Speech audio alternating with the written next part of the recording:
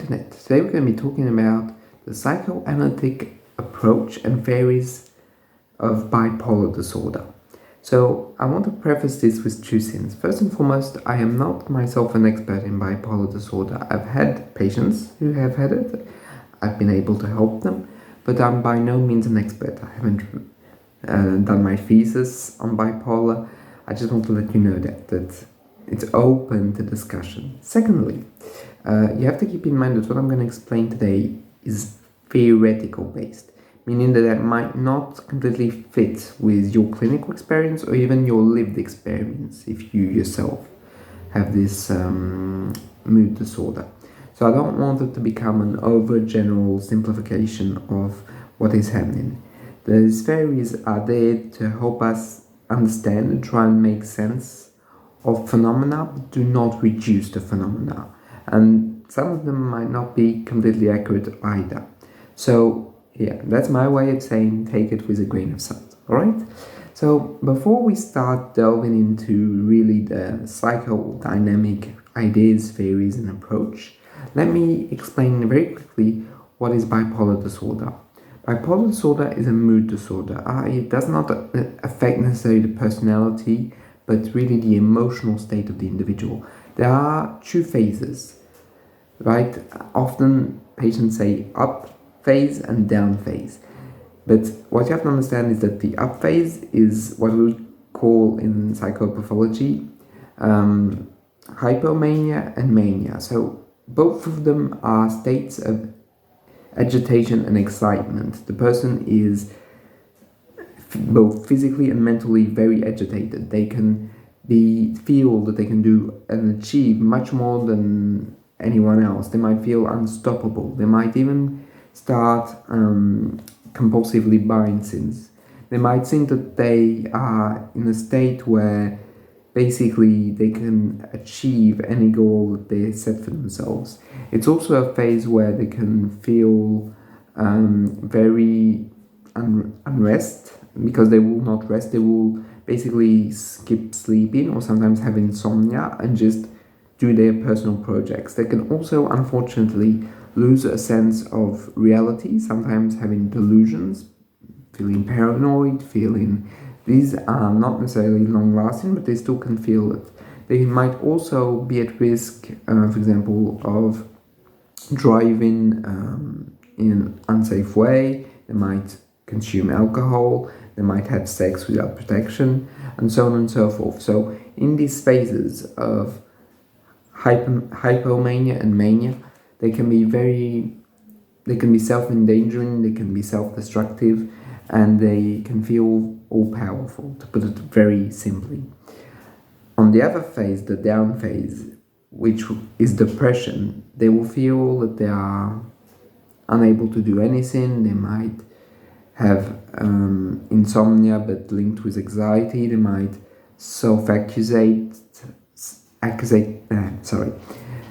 feel that they themselves are improper. I was trying to do a bit of French but did not work.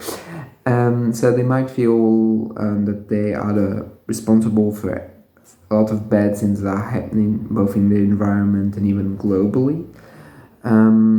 They might feel that they have no longer any energy for anything. They might feel real sadness, despair, and so on and so forth. So what is important in bipolar is that these two phases that I've explained basically come in a way one after the other. So they don't necessarily come like exactly one after the other, but there's a phase of mania or hypomania, and then there is a phase of depression. What you have to understand is that it's a bit cyclical, right? You get mania, depression after, even it can be very long, right? It can be 10 years, 20 years, mania. This idea is that basically things come full circle. So for a long time in psychoanalysis, there was a perspective in which fundamentally, because it's a very biological rooted disorder, that psychotherapy is kind of secondary for people with bipolar. The first treatment is lithium and mood stabilizers. So that's what was prescribed, but there's also psychotherapies that work with them. But, and this is very important, that's all analysts that have thought about what is happening, most notably for the manic phase and for the depressive phase, and how to work with them on a psychoanalytic lens. So, first and foremost, I'm going to talk about the maniac and hypomaniac phases. So in these phases, what is believed, the person believes themselves to be all powerful. The first theory that I find very interesting to talk about it is Melanie Klein's idea of the paranoid schizoid position, a moment where the infant feels that they can achieve everything, that they are everything, so to speak, that there is no difference between them and the object, i.e. there's no difference in relationship. The breast is them and the breast is summoned through their cries and screams. But what happens during that point where the baby feels itself all powerful? Of course, here you have to get it into context. The baby does not think of itself as all powerful. It's more that it feels completely united, unattackable, and in Melanie Klein's idea, the baby feels all good. But the problem with that all good feeling is that because there's always bad elements in everyone, these are projected and they're projected onto the breast. So basically there starts to be two phases, good breast and bad breast, right? And in hypomania and mania, we can see that these things also happen, that the individual feels all good, all powerful, all encompassing, and that the others are frustrating or all good. And you can see that through the fact that often in those phases, the person with bipolar is going to experience the world in a split way of all good people that help them, that are good, and all that need their saving. And on the other hand, all bad people, people that are going to try and stop them, people that are going to prevent them from doing what they need to do. For example, in these phases, it's not rare for the psychologist or the psychiatrist to be seen as the bad object, because you're trying to lower the energy levels to make them understand what is happening. So therefore they might see the helping profession, the therapeutic profession on the whole, as some killjoys that are trying to prevent them from achieving their goals. So here we have that same dynamic of all good, all bad, that splitting mechanism that can happen during those moments. It's also very important to note that for Klein, what happens is that the schizoparanoid phase is, a paranoid schizoid in English, because in French it's schizoparanoid, or always mix them up.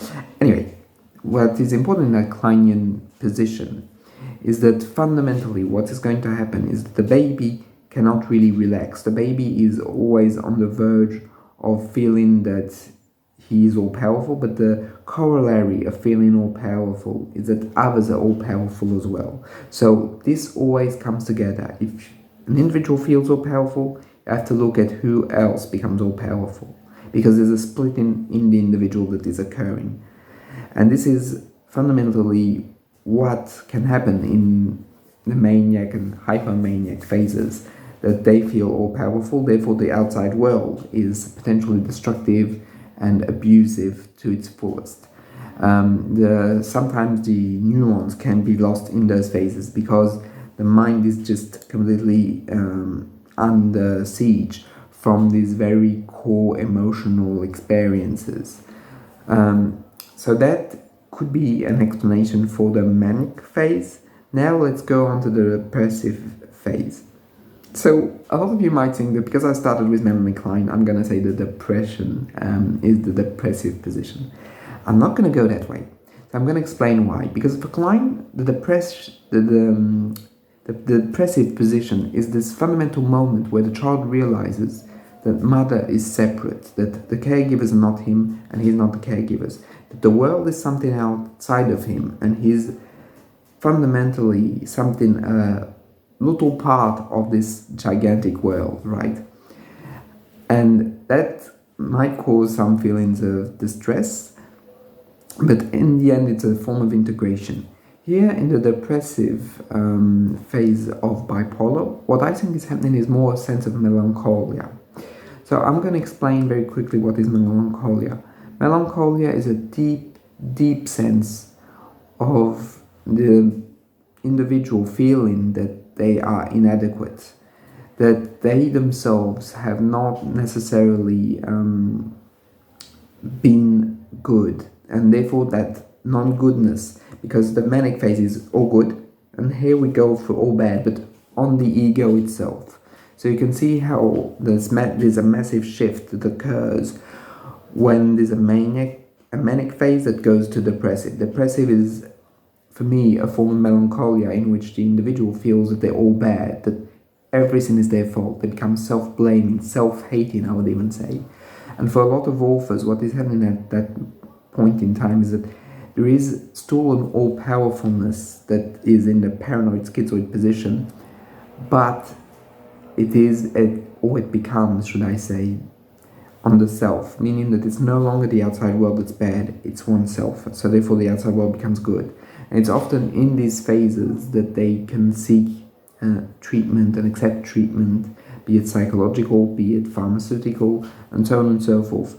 So that depressive phase is very intense, and often what I have witnessed is also that they start to blame themselves for failed relationships, that they have the feeling that they are in a way trying to merge with the object of like a form of, like if you read Freud and of melancholy and grief, it's a bit like that. They're trying to merge with the object, try and get the good from the outside world through a process of merging, which was there during the manic phase, but it was there on an explosive side. Here it's much more of a, in a way, a more subtle and more grave process, because they feel all bad. They feel that if they merge with the object, there's a real risk of the object becoming bad, being tainted by them.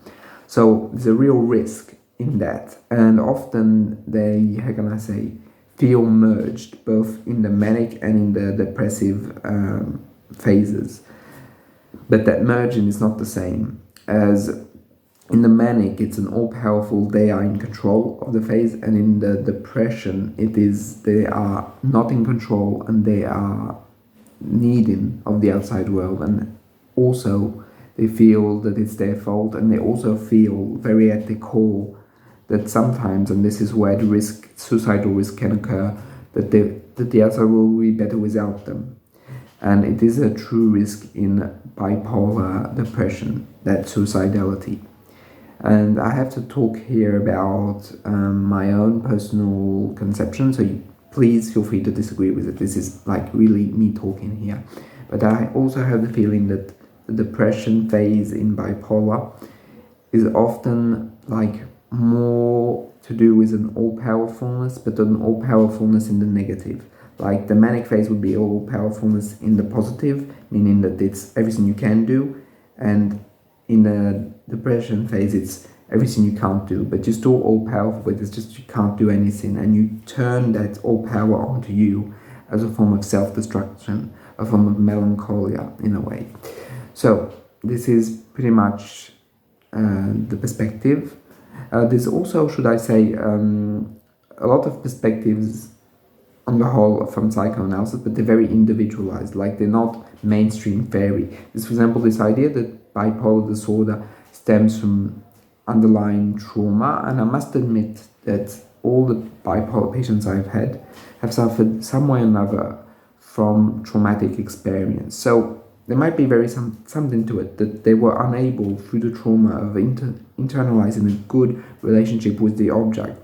Thus, what happens is that they are in massive mood swings because the object was, because of the trauma, there was no help to try and stabilize the emotions, stabilize the moods, and that unstableness feeds into this form of disorder where the moods are elevated and then depression. I should also say that for some authors, the manic and hypomanic phase are an defense, a core defense against the depression. That in a way, when it starts triggered, what happens is the depression triggers, but there is a mental defense that comes up and covers the depression as long as it can, because fundamentally the unconscious mind is aware of what is happening and sparks something to try and prevent it from occurring. Also about the melancholia, and this is the last thing I'll add before going through the approach, the therapeutic approach. The melancholia is also sometimes underpinned by a cruel superego, what is called in Kleinian thinking an early superego that just becomes form of impediment of the ego. It just tries to destroy the ego, attacks it because it feels it's not good enough. And because of the manic phase, it's basically that same type of power that's turned against the ego, where the ego could surf on it on the hypomanic and manic phase. Afterwards, it just comes down and attacks the ego. So here you have a pretty broad and something that we can discuss, but this is the theories or the main theories in psychoanalysis about bipolar disorder. Now let's move on to the treatment. I do feel that there are two ways of treating the bipolar disorder. There's the medical way, which I've alluded to earlier, which I do think is very helpful in terms of mood stabilizing, because I do think that most people with bipolar disorder do grow better once they are helped through medication. However, and this goes for, I feel, every disorder, medication does not heal the job, or does not do all the job, should I say. It would be more precise to say it like that. It doesn't do everything. So I think that there is a real place for psychotherapy, and I do think that there is a place for psychodynamic therapy. So how to work with someone with bipolar disorder. So I'm going to talk mainly about how I envision it, right? So please don't think it's every psychoanalysis. Please don't think that it's everyone. It's how I do it. So how I think bipolar people are helped is through, first and foremost, the creation of a strong therapeutic alliance. Transference and countertransference, right? That dynamic. So once this is established, what happens is that the therapist, and if you see the patient like very regularly, this is even better. You can help the patient try and identify the cycles, the depression, the manic, and try and link both of them. For example, because I feel that helps to say that these are not separate events, but part of the same whole. Then in a way, it's because the manic episode is there that there's going to be a depressive phase. And that linking between both of them can often help the bipolar patient realize what is happening. However, it's often a very tall order, because when you work with them and when you explain that and say, perhaps we should aim for some stability, if they're hypomanic or manic, they will not want that, because they're in a high and they enjoy it because they feel all powerful, all good. So it's very, very hard to really, at least at the start, to get them to forfeit or to renounce that all powerfulness. However, with time and with therapy, they can realize that the cycles are there, and sometimes they can even start realizing it before. Therefore, they can ask for help, be it psychotherapeutic or even going to see the psychiatrist, right? So, psychotherapy can help the fact of seeing the cycle, but it can also help grow the stability of the ego. Because this is my belief that because of this instability, the ego is also unstable. But with a good relationship, with an ideal object, as Fernben would say, or good enough person or mother or a therapist, if we were to use Winnicott, the idea is that a fundamental trust can be built with the patient. That trust, that core trust, helps the patient develop a good relationship in which they can take feedback and they can express what they really want to express. That expression of who they are, those emotions that were inside, when they come out, they can destabilize, but they can also build. And understanding one's emotions in bipolar helps them fundamentally, I feel, lowering down the phase of apparitions, lowering down the risk of having manic and depressive episodes, but it also helps them navigate the relationships, which can be very challenging with such a disorder. Also, and very interestingly enough, I have the feeling that people with bipolar disorder also are helped by the fact that the therapeutic process is like sometimes a decryption of what is happening both for them and for the outside world.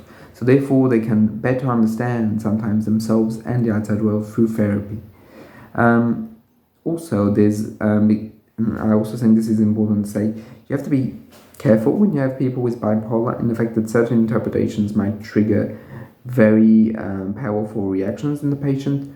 So it's always very important to assure the fact that they agree with the interpretation, that they are there with you. Sometimes they won't, and I think it's always incredibly important to respect that, but even more so for those people, because interpretation is something that builds, but it's also something that can deconstruct. And if they're in a phase where they're not ready for it, that deconstruction can be a very steady line in which they fall down. So you have to be very careful. The aim here is to build a form of central ego, i.e. a form of internal stability, in which they can understand their moods, their emotions, their triggers, their way of being, and also, and this is very important, be able to trust others. So first the therapist, but afterwards the environment, if they have a good environment, of course. And that mutual trust helps them also, because what I have also found very important in bipolar is community. Community, like family, of course, sometimes if the family is good, because unfortunately sometimes the family can be toxic, but that's for other reasons than bipolar. It's not always the fault of the parents, right? It's very important to say that. But community, like work, like neighbors, like associations, like home helps. And I really feel that the more the person builds a place in society and with others, the more stable that person might become. And that, I think, is very important to also to be able to talk about that, because the therapist is the first step to building something bigger. And I think it's very important in bipolar disorder. So that's pretty much my take. I hope you found this video interesting. As I said at the beginning, please take what I said with a grain of salt, or at least check up what I've said. If you want to discuss it, please feel free to do so in the comments, and I'll see you in the next one. Bye.